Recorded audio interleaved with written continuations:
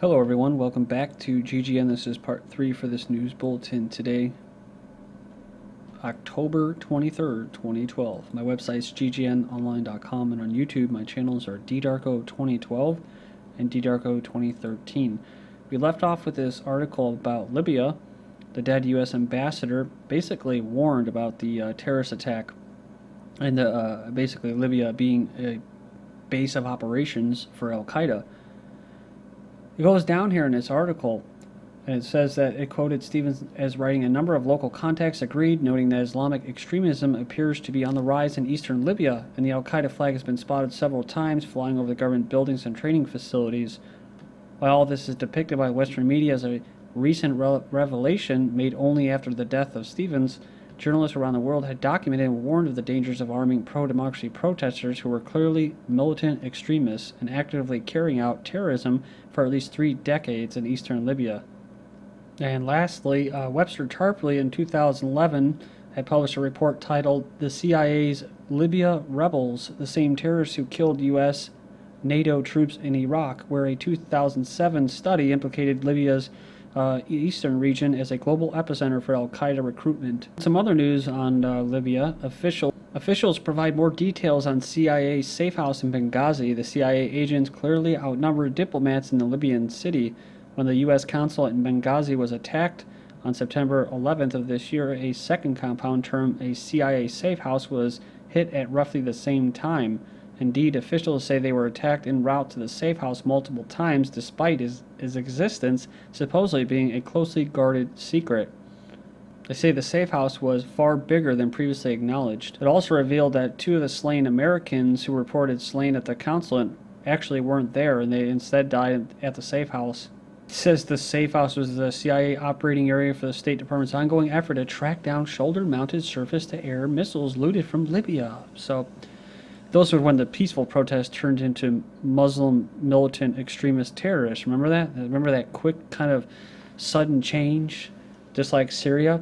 But it's also kind of interesting, too, because I've covered the article, I think it was from the New York Times, about the CIA smuggling Stinger missiles or something like that to the rebels, which then, of course, they admit that are actually going to the jihadists. So I've also mentioned and reported on how Libya has become a smuggling port to export these terrorists into all the different reaches of the globe, including on Russia's doorstep there, but mostly Iraq and Syria, and of course Mali. So when they say they're there to track them down, no, they're there to make sure, they're there to manage the smuggling port, most likely. It says here, U.S. sending arms to Marines stationed in Yemen. I remember I was covering about how they were sending tanks to Yemen, because the people there are getting kind of ticked off about the drone strikes and that. It says several tankers have also been seen unloading at the airport. They're sending more arms to its Marine station in Yemen, as anti-U.S. sentiment has been growing across the country.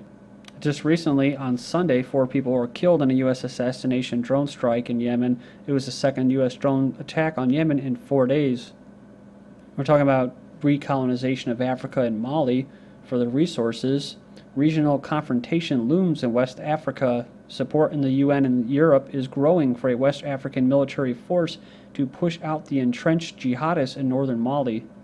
The developing plan to oust the jihadist forces controlling northern Mali is moving forward, with regional security talks starting up on October 19th, which I guess they already did, with Algerian and French presidents on the following day.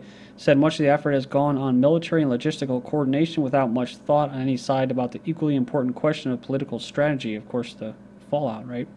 Kind of like, because a lot of this is because of what happened in Libya with the fighters and that were being left Mali, went towards to Libya, then went back to Mali with weapons and experience and stuff like that. So again, it's all about fallout from the resulting actions of what the West is doing. There's danger that a poorly conceived military campaign could draw many states into the region to a lengthy and bloody conflict, said at least as catastrophic as Somalia's 2-decade civil war. If anything, the prognosis for West Africa, I love how they always call it, just like Syria. When we look back on it, it's not a civil war, and I'll put that out there, dude. It's not a civil war. Syria is not a civil war. This is not a civil war. It's a sectarian war, and it's an invasion to rape their resources. And if they have to divide and conquer, they'll call it a civil war. But it's a divide and conquer strategy is what they use everywhere. If they don't get what they want in Vietnam or Korea, they divide a country up like Somalia, and they just pit one side against the other. And they just watch the body count stack up, bodies to the ceiling, right? It's good for news and humanitarian rights missions. Yeah, it's kind of funny too because you just had the Obama regime remove child soldiers from being banned there in Africa as well. So why would they do that? Well, just because same reason why they took the MEK, the Mujahideen, off the terrorist list, because it's the Iranian opposition that they're going to use and co-opt. So Germany could assist in Mali training mission. Ooh, sounds kind of sexy, doesn't it? Germany could take part in any European training mission to Mali to help its government prepare troops to counter the Islamic insurgents in the North African country. Just like in Somalia, they say the same crap with the Al-Qaeda linked, right? Northern Mali has been taken over by Al-Qaeda linked Islamists, so said the magic word Al-Qaeda, so there they go. AP exclusive, France sends drones for Mali crisis. France is moving surveillance drones to West Africa and holding secret talks with U.S. officials. France and the United Nations insist any invasion of Mali's north must be led by African troops, which is what they were doing in Somalia too with Kenya. But of course, it's steered, it's managed by the CIA. So just like Somalia. And speaking of Somalia, I want to go back to this. Al-Shaba threatens to inflict worst ever attack on Britain. Now, Al-Shaba is very weak right now. They've literally resulted to real guerrilla warfare in the countryside, and it's actually got Kenyan troops, convoys, actually kind of scared because they don't know where they're coming from. And they're pretty desperate right now, but I don't think they're that desperate, and I don't think that they're that strong that they're going to basically attack Britain. As people say down here in the comment board, they basically say that this is not going to happen. This is going to be a possible false flag. So if it does happen, it's done by the UK's own government. So, and drone bases will monitor China's seacoast. So 2 drone bases will be established in China's Liaoning province to conduct surveillance of coastal waters, local authorities said on Saturday. Then to keep moving with Asia, shooting fake Japanese soldiers or dressing up as them is part of the fun at Chinese theme park. And there's all these crazy theme parks now, vampires and all kinds of weird stuff. But yeah, here you go right here. Here's an image of the 2 Chinese. It says here, visitors use toy weapons to shoot pictures of Japanese soldiers at a theme park in China. It says tensions between China and Japan have escalated in recent months over disputed islands in the East China Sea, and anti-Japan sentiment is on the rise in China.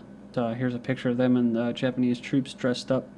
So you got a baby running and everything, and actually I think there's a theme park. It may not be in Mexico, but it's about immigration, about how to jump across the border, and it's supposed to be like, oh, we're supposed to show how hard it is, which it is hard, granted that, about how to basically give them help about how to hop over the border. It was like a theme park. So, a Tibetan man in his 50s sets himself on fire to protest Chinese rule. Rights group says set himself on fire and died at a monastery in northwestern China in the latest such protests against Chinese rule over the Himalaya region. Also on Monday, a 63-year-old herdsman set himself ablaze at the monastery. I don't know what the exact number is. I'm not seeing it in here, but I believe it was 48 last time I reported on it, so this would be at least 50 people that self-immolated over this.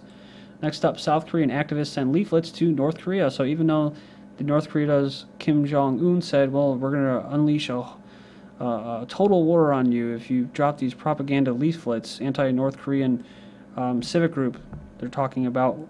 And so did they declare holy war? The missiles fired? No, they didn't. So the Western-backed South Korea pledged to retaliate if it was attacked. So I'm just putting it out there so when you hear all the rhetoric in the Western media about North Korea and stuff like that, you take it into consideration. Asian economies turn to the yuan. So it says here the renminbi bloc has been formed in East Asia as nations in the region abandon the U.S. dollar and peg their currency to the Chinese yuan, a major signal of China's successful bid to internationalize its currency. I believe it just allowed its currency to appreciate as well. Also, just I think it was about a year and a half ago, you had China and Russia starting to trade bilaterally, excluding the U.S. dollar as well. On behalf of the EFD, Mr. Farage. Well, Mr. Van Rompuy, when you first appeared here in what proved to be a rather expensive speech, I said you'd be the quiet assassin of nation-state democracy. And sure enough, in your dull and technocratic way, you've gone about your course, but I have to say, you're even worse than I thought you were going to be. I thought it was just going to be a federal Europe, a federal union.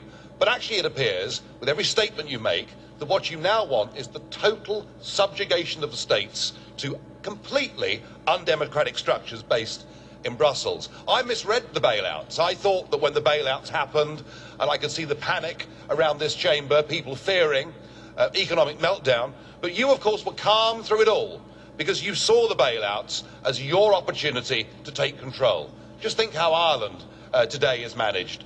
Greece, for that matter.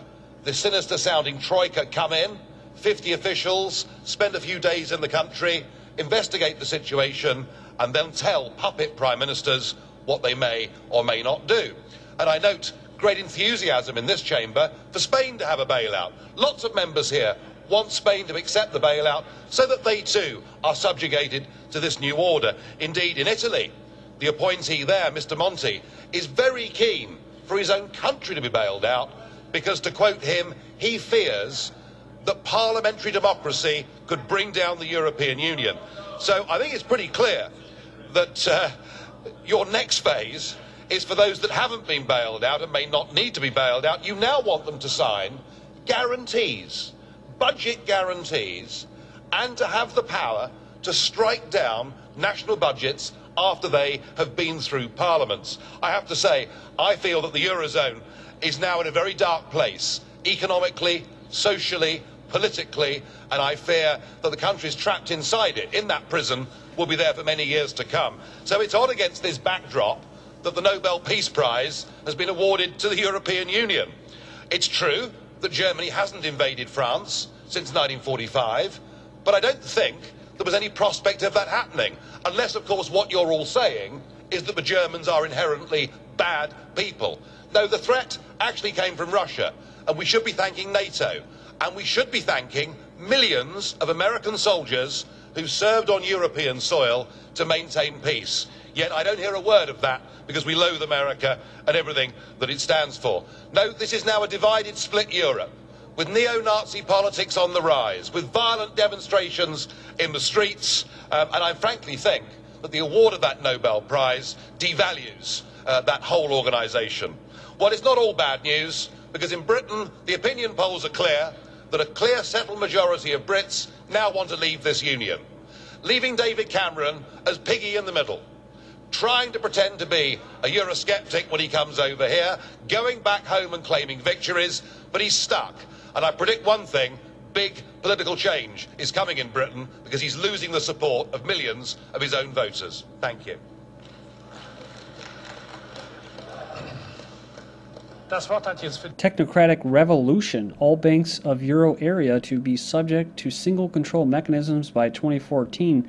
All the banks of the Euro area will be subject to joint control mechanisms since 2014, but the European Central Bank will give time for its entry into force. These are the main results of the EU summit, which ended in Brussels. The European Council President hailed the result as highly successful. This is a small revolution. It means that we'll have only one supervisor for the whole Europe, which will replace all the national supervisors, and if they had it in 2008, I don't think the crisis would have reached this level. Right. Britain has left the EU in all but name, so to all intents and purposes, the UK is already out. Again, with this word, they say this is revolutionary, withdrawing 130 directives. Tens of thousands rally in London against austerity, so there you go. That's and also in Scotland, they're trying to get independence, even though 2/3 of the people don't want it. It's crazy, man. IMF's epic plan to conjure away debt and dethrone bankers. So there's a magic wand after all. Again, a revolutionary paper. There's that word. IMF claims that it could eliminate the net public debt of the U.S. at a stroke, an implication to do the same for Britain, Germany, Italy, and Japan. I've mentioned this before as a possibility. Whenever there's going to be a false flag, they'll follow like with this one, white people's debt. So possibly a cyber attack. Blame it on Iran, maybe. It seems too good to be true. They're talking about getting away with the private central bank created money and going with state created money, and it's saying it's an assault on fractional reserve banking. Moving fast here. So 6 everyday food items that have soared in price. Turkey gone up 56%, wine 60%, ground beef 61%, eggs 73%, coffee, and margarine. It says here, rising rents have pushed up the CPI to the highest monthly change in 3 years, shifting the Fed bailouts onto the working class and poor. 40% of Americans have $500 or less in savings, and companies are slashing jobs as people don't have money to spend. Thank you.